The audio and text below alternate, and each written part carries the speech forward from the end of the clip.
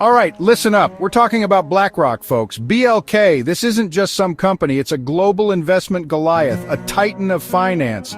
They manage money on a scale that's hard to even comprehend. In Q1 2025, BlackRock reported assets under management, that's AUM, of over $11.58 trillion. Trillion with a T, can you believe that?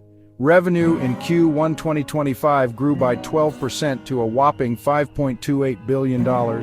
Net income for Q1 2025 was $1.51 billion. And get this, net flows.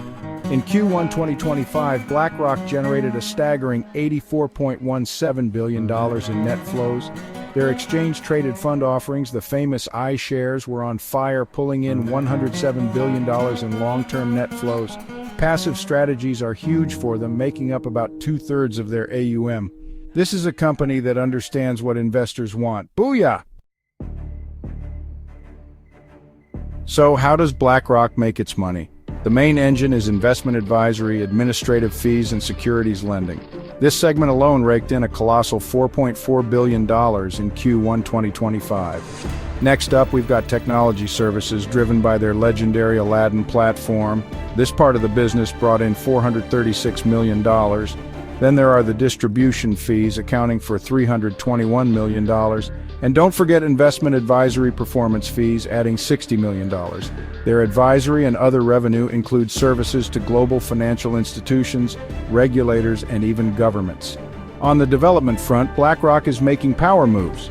In March 2025, they teamed up with Microsoft Global Infrastructure Partners and MGX, welcoming NVIDIA and xAI into an AI infrastructure partnership.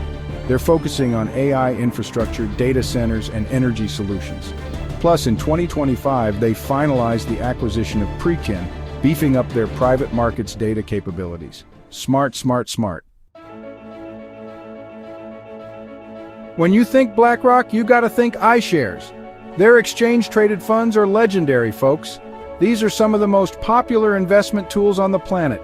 But BlackRock isn't just an ETF factory. They've got a powerful lineup of mutual funds, too. For the long term, you should be looking at funds like the BlackRock Global Allocation and the BlackRock Strategic Income Opportunities.